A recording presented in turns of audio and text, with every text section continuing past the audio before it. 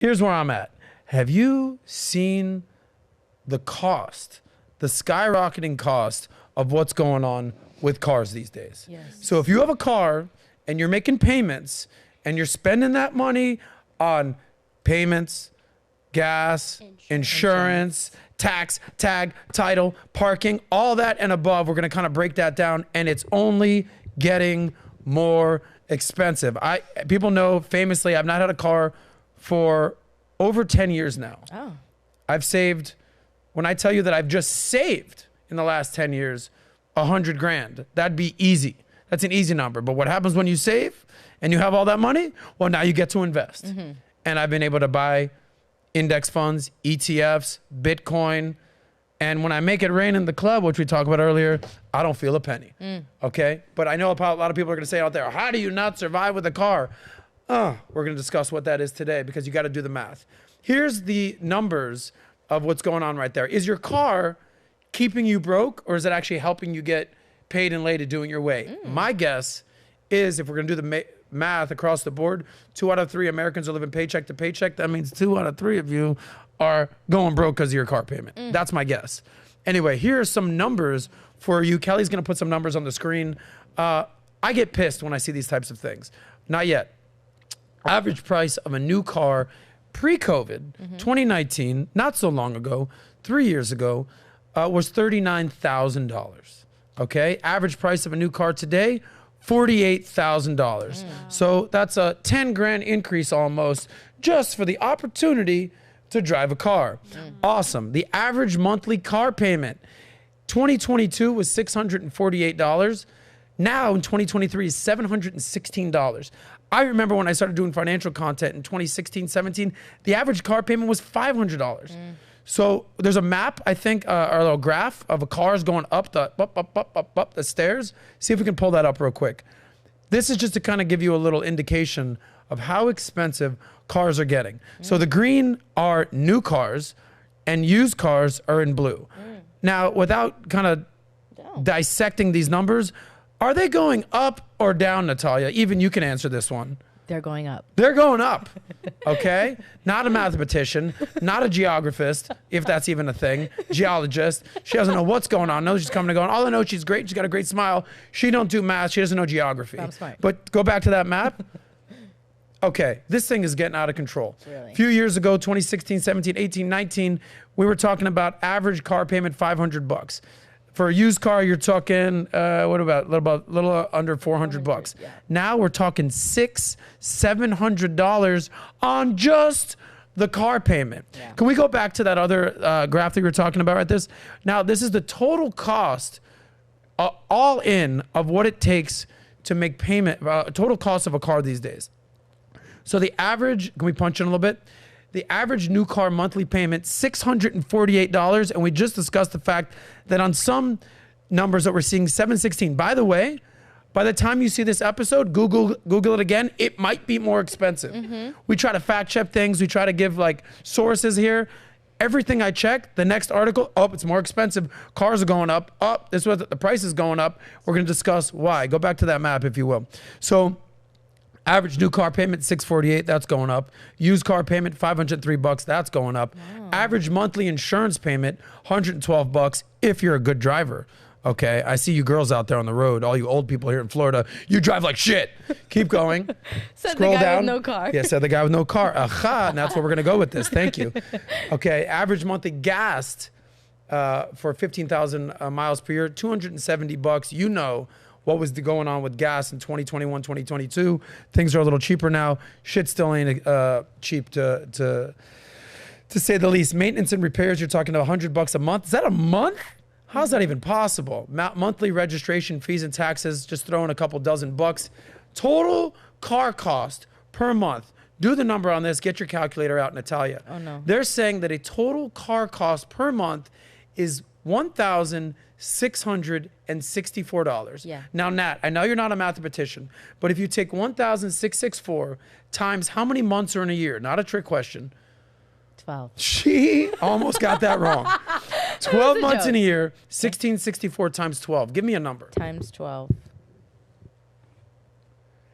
$19,000? Almost 20 grand. How is that even possible? Is that what people are actually paying per year for the privilege to be in a car? This doesn't make sense. But this is just math. This is what's on the screen here. Let's say that's double. Let's say that's double of what the actual number is. Let's say it's actually half. Let's say it's 10 grand. Let's just take a low number. That's 10 grand. So if you make 50 grand a year pre-tax, so that means you're taking home 40 grand per year after tax, you got to make those payments with after-tax dollars. So if you're paying 10 grand a year in car payments, insurance, gas, this, that, the other, now you're talking quarter of your take-home pay goes to your car. Quarter. And that's, again, being discretionary and kind of cutting the number in half. If the number is closer to 20 grand, holy shit, what is happening out there? How are people even affording their car? Some people are working just to pay for their car. You know, they say that JOB is just over broke. So some people, you know, whether you work to live or do you live to work? I don't know. Which one is it? But these car payments these days, not exactly getting you rich. Here's another shocking stat for you. There's an article right here. What percentage of America do you think spend over $1,000 a month just on the car payment alone? Just on the car payment alone. You want to take a guess? What percent? I don't want to take a guess. I would say a good percent. When Nat starts guessing, she's about 170%. No, you can only, it's only 100. Okay? Pull this stat up right now. 2%. We can find that article. 15% of Americans are spending over $1,000 a month on just the monthly car payment. Record share of Americans are now paying $1,000 or more on monthly car payments. That does not count everything that we just discussed. Total cost to operate a car, $1,600 a month. How is that even freaking possible? Almost 20 grand a year. Please tell me that my math is off. I want someone to be like, no, Soz, you got to understand that the discrepancy that you're finding, please give me that information. Because what I'm seeing, cars are getting so much more fucking expensive than they ever have been. Why would you even need to have an operated car at this point? I Uber everywhere. Everyone knows this, that I Uber everywhere. People think that I'm insane. I can't tell you how much money I'm saving by not having a car payment, insurance, gas, tax, tolls, car repairs, all that stuff. Okay, so why are cars so expensive? By the way, have you seen what's going on with interest rates? Here's a little numbers for you. For interest rates over 60 months on new cars, so it's 5 years, because 5 times 12 months in a year equals, that's 60. Nat's doing math in her head.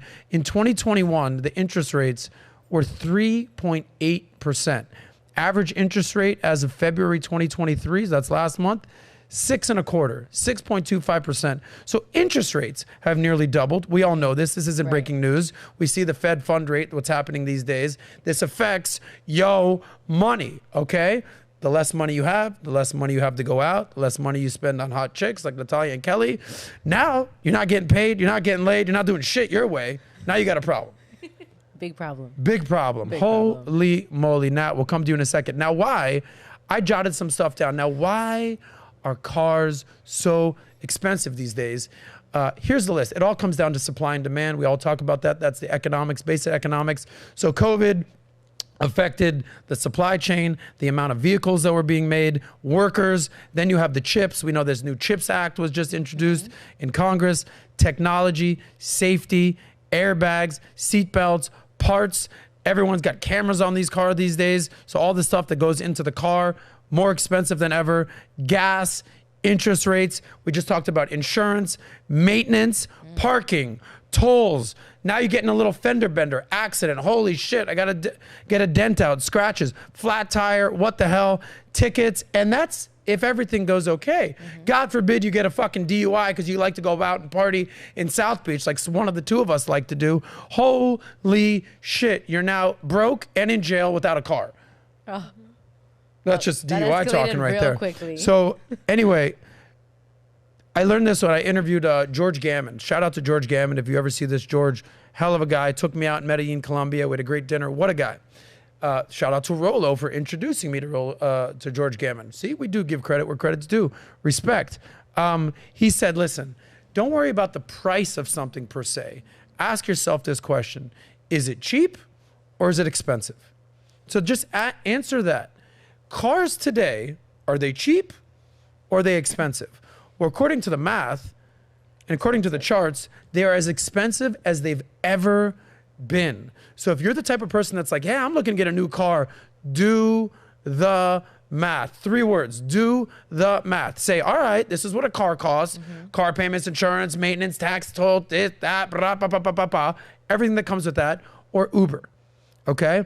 And for me, who lives in Miami and I come up to Fort Lauderdale, it's still way cheaper to just do the Uber thing. Plus, there's also called opportunity cost. When I'm in the Uber, the back of my Uber limo, I'm doing working on whether it's an episode, working on a financial deal, working on whatever I'm working on, and I'm focusing on that. I'm not even looking at the road. So I said, all right, what does it cost? How much money do I make an hour?